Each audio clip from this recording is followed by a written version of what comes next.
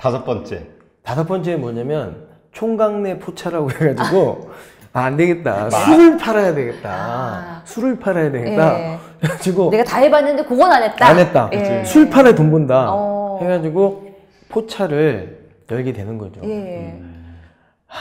그거 정말 음식 경험이 있으시니까 뭐 그나마나 그치, 안주류는 맛있었겠고. 음식에 대해서는 자신이 있고. 그렇죠. 예. 근데 문제는 뭐냐? 제가 술을 그때까지 안 먹었어요. 술 먹을 줄 몰랐지. 네네. 그러니까는 술 먹는 사람의 편안한 술 이렇게 먹는 거나 그냥 안주만 마시고 뭐 이렇게 하면 그냥 예. 되는 줄 알았어요. 근데 절대 그렇지 않습니다. 그러다 보니까 직원을 쓸 수가 없어요. 음식은 나 혼자 만들고 설거지도 나오고 장도 예. 나 혼자 봐야 되고 손이요 뒤집어져 가지고 이게 뭐냐 급하니까 음식 만들고 그렇죠. 또 설거지해야 되고 뭐 이렇게 예. 하니까 고무장갑 끼고 뭐 할 시간이 없죠, 없는 거예요. 없죠. 그냥 손이 다 뒤집어져 가지고 이 껍데기가 홀라당 벗겨졌어요. 예. 제 친구가 저희 그 매장에 와가지고 총각내 포차 할 때 도와준다고 일주일에 한두 번씩 왔거든요. 네네. 그 친구가 내 손에다가 눈물을 툭툭 내 친구 서우가 지금 그때 정말 같이 울었었어요. 네. 그럴 적이 있었죠. 근데 예. 그게 먼 얘기가 아니고요. 2010년도 겨우 제가 한 8년 11년도 정도 네. 전에. 그 정도 그때의 이야기예요. 그러면 너무 힘들어서 본인이 못 버틴 건가요, 손 대표가? 뭐냐면 돈이 안 되는 거예요. 이때는 11,000원 판 적이 있었어요. 뭐냐면 근데 왜 안 되죠? 안 되죠. 이해가 안 가는 게. 음식도 맛있고. 맛있고. 예. 거기가 23공단 사기막골이라고 성남에 있거든요. 예. 거기에 이제 그 23공단의 제일 위에 아파트 그 지금 궁전 아파트 자리에 상가의 네. 자리였어요. 그러니까는 실질적으로 술집을 하면 안 안 되는 되네. 자리예요. 또 역시 위치 선정이 잘못된 거예요. 한번 근데 뭐냐면 그렇게, 돈이 예. 없어. 돈도 없고 하다 보니까 돈에 맞추어서 창업을 하다 보니까 예. 점포를 얻는 거나 구하는 부분에 대해서 제한이 있을 수밖에 없고 예. 그러다 보니까 제가 이게 지금 결론은 다 말씀드리겠지만 네. 이것들이 하나라도 빠지면요 그렇죠. 성공할 수가 없어요. 맞아. 근데 사실 지금 많은 자영업자들이 망하는 상황이잖아요. 네. 문을 네. 많이 닫고 폐업하고. 근데 그 이유 중에 여러 가지가 있겠지만 그 이유도 참 많은 것 같아요. 장사는 해야겠는데 내가 돈이 가진 게 이거밖에 없어. 네. 그러니까 여기는 안 될 자리인지 알면서도 사람이 별로 안 다니는 자리인 줄 그렇죠. 알면서도 한단 말이죠. 그렇죠. 근데 이게 원칙은 그러면 안 해야 되는 거죠. 안 해야 되는 거예요. 더 손해를 보고 더 그런 시간 거예요. 낭비하죠. 더 늪으로 빠져드는 겁니다. 그렇죠. 그러니까 창업에 대해서 저도 뭐 자신 있게 말씀드리면 뭐 300개, 400개 만들 수 있는 기회가 있었어요. 그렇지만 그렇게 갈 수 없었던 이유는 뭐냐면 알잖아요. 뻥뻥뻥뻥뻥뻥뻥 그렇죠. 해가지고 안 되는 곳에 하면 이게 안 되는 걸 알기 예. 때문에 경험을 통해서 알기 때문에 이렇게 소개를 못 시키고 하나하나 든든하게 다져서 와서 지금 저희가 점포수가 그 정도인데 그래도 매출이나 이런 것들이 꾸준하거든요. 그렇게 될 수 있었던 거는 정말 경험입니다. 네. 5번의 피를 말리는 고통과 아픔이 그렇죠. 있었기 때문에. 근데 참 이 말을 들어보면은요, 네. 그 얘기가 맞는 것 같아. 본인이 포기하지만 않으면 그 실패의 과정은 리허설이다. 맞아요. 그렇죠? 성공을 위한 예. 연습. 그럼 점점 완벽해진 거잖아요. 지금 사업가로서. 그러니까 그 준비가 완벽과 뭐 이런 거보다는 준비를 조금씩 됐던 것 같아요. 그리고 어떤 것들이 중요한지, 어떤 것들에 대해서 집중해야 되는지, 네네. 뭐가 중요한지 이런 것들에 대해서 훈련이 좀 됐던 것 같아요. 그 시간 동안. 네. 참 우리 눈물 없이 들을 수 없었던 이 이제 실패 이야기는 이제 여기서 마무리를 짓고 이제 다음으로 넘어가 볼까요? 지금 말한 이 기간이 한 10년 넘게, 한 11년 정도 시간이 이게 걸리셨죠. 그러니까 2011년도인데 예. 제가 첫 사업자를 낸 게 2001년이거든요. 그러니까 딱 만 10년. 네. 지금 국밥 성김과 나눔이라는 법인 예. 만드기까지 딱 10년 걸렸죠. 네. 그럼 이 5번째 실패를 하고 나서 이 섬김과 나눔을 설립하기까지의 어떤 계기가 분명히 있었을 것 같아요. 어떤 시간을 보내셨나요? 그러니까 그 마지막으로 이제 그 총각내 포차를 할 그 장사를 접고 예. 정말 할 게 없는 거예요. 다시 창업 시장에 두드리는데 5년 전이나 지금이나 똑같은 거죠. 옹진 싱크빅. 네. 할 수 있는 게. 영업, 네. 그거밖에 없는 거예요. 근데 실질적으로 자신이 없었기 때문에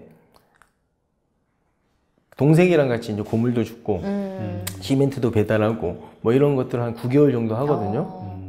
내가 2010년도 8월 달에 배운 게 도둑질이라고 아까 네네. 프랜차이즈 국밥을 접할 수 있는 회사에 네네. 들어가게 되고 그때 이제 8월 1일 날 입사했거든요. 8월 1일, 9월 1일, 10월 1일, 11월 1일, 12월 1일, 1월 1일 딱 6개월 2월 달에 그 회사가 또 이제 망했으니까요. 네. 그러니까 그 회사는 뭐냐면 안타까운 게 참 많은 그러니까 많은 그 성공을 이룰 수 있을 그 회사였음에도 불구하고 그 대표분이 좀 욕심, 개인적인 욕심 그런 것 때문에 이제 회사가 좀 망가지는 걸 또 보게 되는 거죠. 그러니까 마지막 최종적으로 그렇게까지 되더라고요. 그러다 보니까 거기까지 이제 그만두게 되고 내 자신을 이렇게 보는데 내 새끼들 데리고 우리 와이프 데리고 어디 놀러 간 적이 없는 거예요. 그래서 그때 그 제주도를 처음으로 가족들 데리고 가서 거기서 한 3박 4일 동안 네네. 제가 갖고 있는 삶에 대한 어떤 깊숙한 조명, 성찰, 뭐 이런 것들이 있었어요. 그래서 내가 이렇게 고생했는데 나 이제 뭐 먹고 살아야 되냐, 뭐 해야 되냐. 근데 거기에 아까도 말씀드렸지만 요식업에 성공할 수 있는 절대적인 기본 덕목은요, 절실함하고 성실함이에요. 네네. 이 두 개가 있지 않으면 이 요식업에는 참 성공하기 힘들거든요. 근데 그런 것들이 마지막에 취직을 해서도 그런 어려움을 겪게 되는 걸 보고 거기에 굉장히 많은 그 내적인 성찰 그리고 내적으로 저 자신을 바라보고 질문하고 이런 것들을 좀 했고 거기에 대해서 와서 내가 그러면 요식업 이렇게 했는데 요식업에 가장 합당한 이걸로 한번 창업을 해봐야 되겠다. 경험을 하고 보니 요거 이렇게 잘 만들어가면 괜찮을 것 같다. 네. 그런 확신이 섰죠. 이렇게 5번 실패하고 6번째 또 경험을 쌓고 더 진국을 차리기까지 가장 힘들게 했던 고민들? 뭐 이런 것들을 떠올려 보신다면 어떤 게 가장 많이 떠오르세요? 그 창업을 한 순간 지금까지도 문제는 물질보다는 사람인 것 같아요.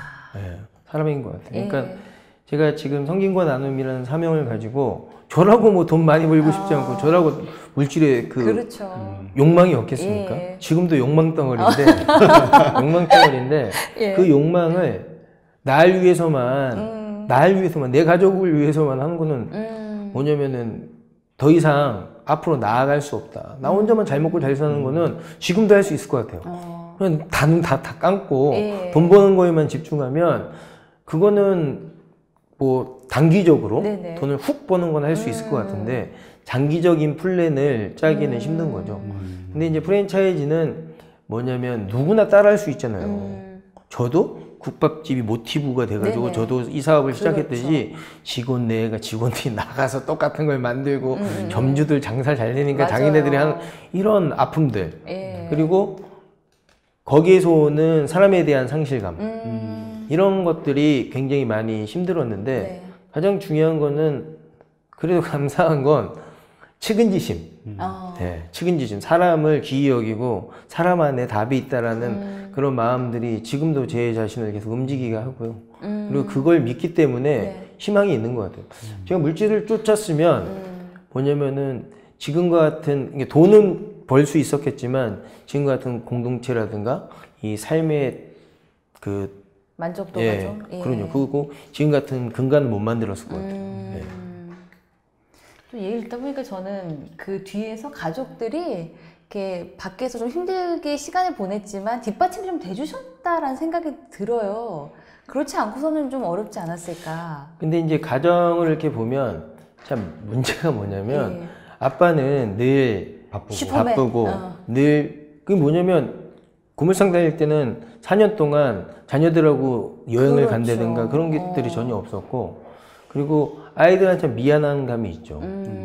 있는데 이제 저는 살아남기 위해서 자녀들을 양육하기 위해서 근데 그런 개념도 26살에 제가 결혼을 하다 보니까 처음에 아무것도 몰랐던 거죠. 살다 보니까 힘듦이 어려움이 그런 것들을 이제 했고 그때는 또 젊어서 그런 것들을 다 견디고 이겨냈던 것 같아요. 나이를 들어간다는 게 철 들어간다는 게 그런 거겠죠. 저 철 들기 싫은데.